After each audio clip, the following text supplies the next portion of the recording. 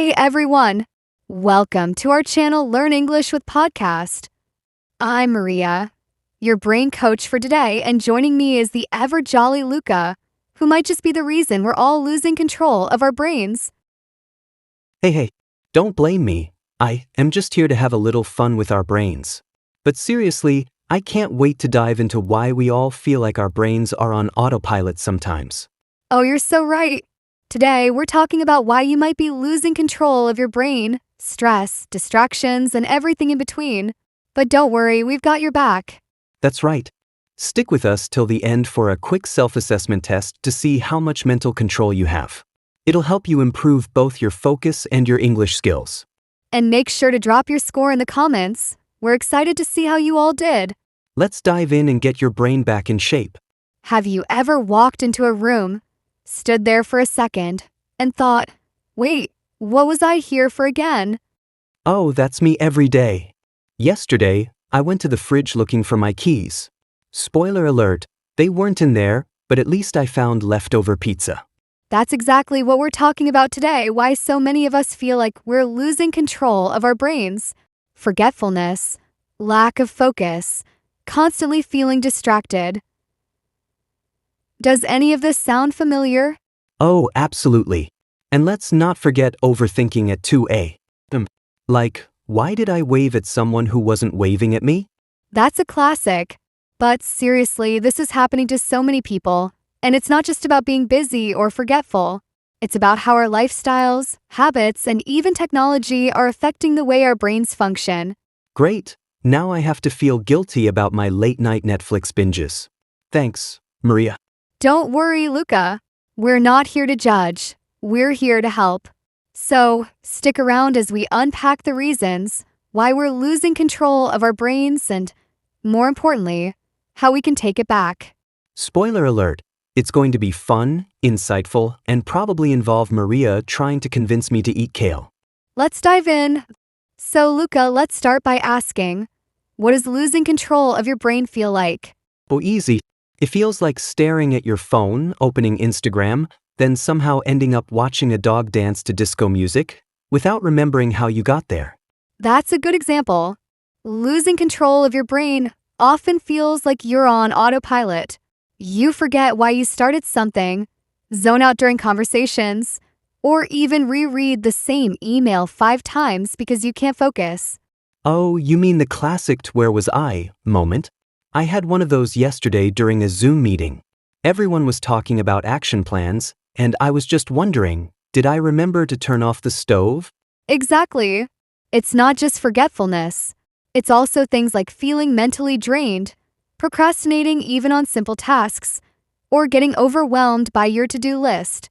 Wait, so when I open my laptop to write an email and end up binge-watching cat videos instead, is that me losing control of my brain? Pretty much. But let's break it down a little more. It's not just about funny moments. It can get serious. Signs of losing control include constant brain fog, overthinking, trouble making decisions, or even snapping at people for no reason. Oh, so like when my brain feels like it's running on an old, glitchy operating system. Got it. That's a good analogy. And here's the thing, this isn't just a random problem.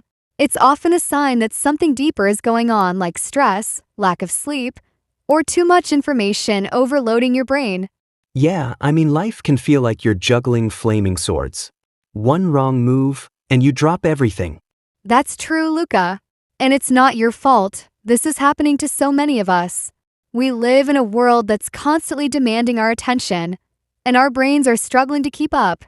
So basically, we're like overworked assistants who never get a coffee break. Exactly. But don't worry, we're not here just to point out the problem. We'll dive into why this is happening and, more importantly, how we can take back control. Perfect, because this overworked assistant needs a game plan and maybe a coffee. Let's move on. Let's recap the vocabularies. First is, insightful means providing a deep and clear understanding of a complex topic or situation. Second is, glitchy refers to malfunctioning or not working properly, often in a way that feels unpredictable or frustrating. Third is, procrastinating means delaying or postponing tasks that need to be done, often unnecessarily. So, Luca, now that we've identified how losing control of your brain feels, let's talk about the big question. Why is this happening? I'm guessing it's because we've got way too much going on. My brain feels like it's trying to juggle work emails, group chats, grocery lists, and my Netflix watch list all at the same time. You're not wrong. One of the biggest reasons we're losing control is information overload. Did you know the average person consumes about 74 gigabytes of information every day? Wait, what? That's like binge watching 18 movies in one day. No wonder my brain feels fried. Exactly. Our brains weren't designed to process this much information. Every notification, every social media scroll, it's like a constant stream of data bombarding us. And that overload makes it harder to focus, remember things, or even relax. Okay, so basically, my brain is like my phone. Too many apps open and it starts glitching. Perfect analogy, Luca. And speaking of glitches, another big reason is stress and anxiety. When you're stressed, your brain goes into survival mode, focusing only on immediate threats and ignoring everything else. Oh, so that's why I can't focus on work when I'm panicking about paying my bills. My brain's like, nope, we're just going to freak out instead. Exactly. Chronic stress actually shrinks parts of your brain responsible for memory and decision-making. Wait, stress can shrink my brain? Great, as if I didn't already feel like it was small enough. Don't worry, it's reversible with the right habits. But stress isn't the only culprit. Another big factor is our unhealthy habits, like lack of sleep, poor diet, and not exercising enough. Okay, but hear me out. What if pizza is my brain's fuel? Nice try, but your brain needs real nutrients like omega-3s, antioxidants, and vitamins. Junk food might give you a quick boost, but it's like putting low-quality gas in your car. Goodbye, pizza. But what about sleep? I heard sleep deprivation is a big deal. It is. Sleep is when your brain clears out toxins and organizes information from the day. If you're not getting enough, your brain stays cluttered, like a messy desk you never clean. That one hit close to home. But let's be honest, sometimes I can't sleep because I'm scrolling through my phone at 2 a.m. That's another huge reason we're losing control. Addiction to instant gratification. Social media, apps, and streaming platforms are designed to keep us hooked. They give us quick dopamine hits, which make us feel good in the moment but drain our focus long term. So you're saying TikTok is turning me into a goldfish? Pretty much. Studies show our attention spans are actually shrinking because we're constantly switching between tasks. Okay, so between information overload, stress, bad habits, and my TikTok addiction, it sounds like I'm fighting an uphill battle. It might feel that way, but here's the good news. Once you understand these causes, you can start making changes to regain control. All right, Maria, I'm ready for the solutions. Let's fix this brain of mine. So, now that we understand why we're losing control of our brains, let's talk about what we can actually do to get it back. Because, Luca, let's face it, nobody wants to keep stumbling through life on autopilot. Oh, for sure. If I have to stare at another "where was I" moment, I might just lose it. So, what's step one? The first thing we need to tackle is information overload. We need to slow down and prioritize. It's about cutting through the noise and only focusing on what really matters. All right, I'm listening. Does this mean I should stop scrolling through social media during work? Exactly. Social media is a huge distraction. It's like trying to focus on a puzzle while someone's blasting music in your face.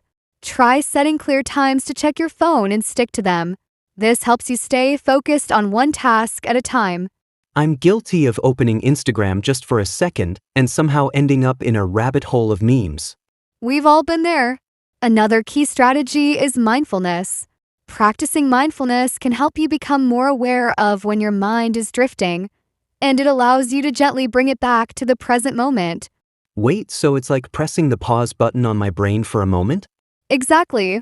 You can start small, just take 5 minutes a day to sit quietly and focus on your breath.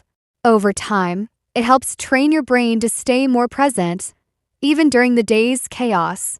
I could probably try that while I'm waiting for my coffee. 5 minutes is nothing, right? Exactly. And speaking of trying things, let's talk about sleep. We can't ignore how important it is for our brain's recovery. A consistent sleep schedule is key. You're going to tell me to give up my midnight Netflix marathons, aren't you? Maybe just cut them down a bit. Sleep is when your brain clears out toxins, consolidates memories, and resets.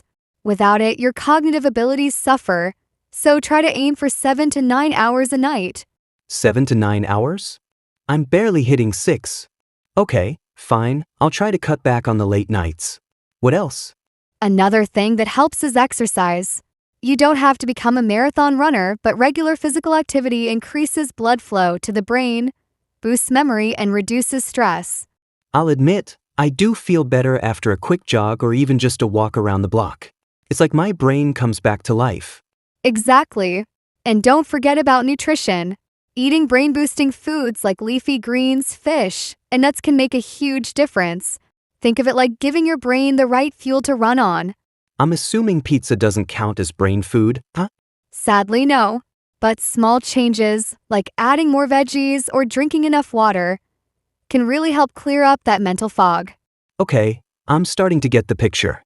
Information overload, mindfulness, sleep, exercise, and good nutrition. That sounds doable. It's a solid start, Luca. And lastly, remember to give yourself grace. Losing control of your brain happens to everyone. Be kind to yourself, acknowledge when you're struggling, and take small steps to get back on track. I love the idea of being kind to myself. Maybe that means I'm allowed to take a break and not feel guilty about it. Exactly. Small changes, patience, and consistency. Over time, you'll feel more in control and ready to tackle whatever life throws at you. All right, Maria, I'm ready to take my brain back. I'm starting with that walk and a salad, maybe tomorrow. Baby steps, Luca. But you're on the right track.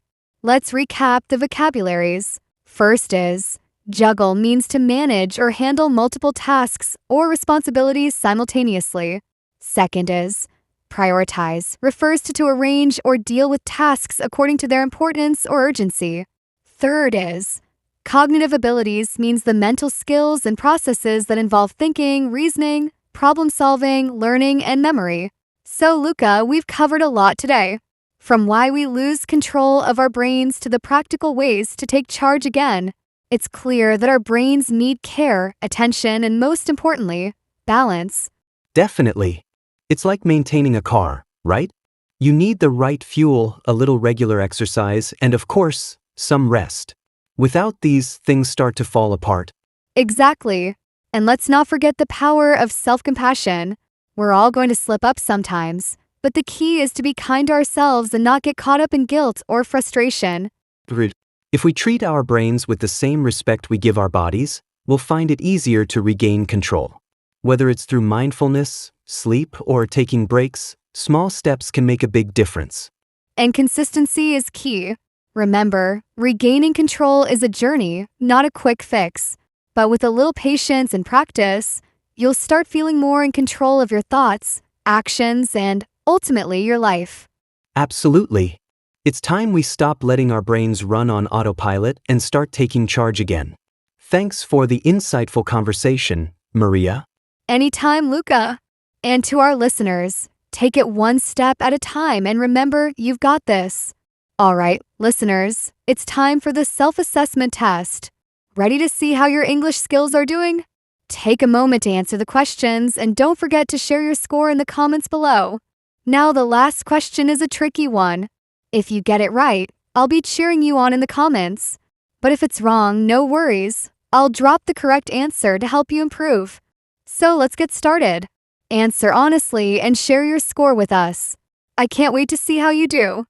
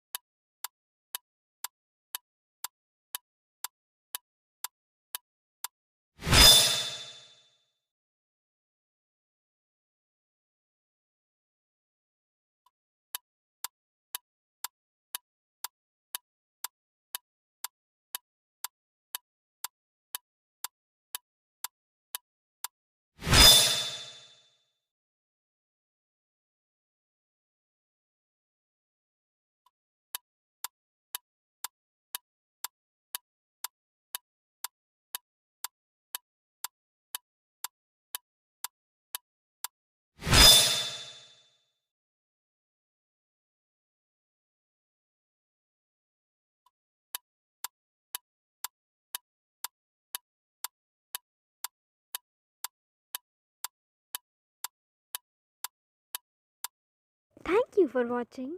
Your journey to better English and unstoppable confidence starts here. Like, share, and subscribe.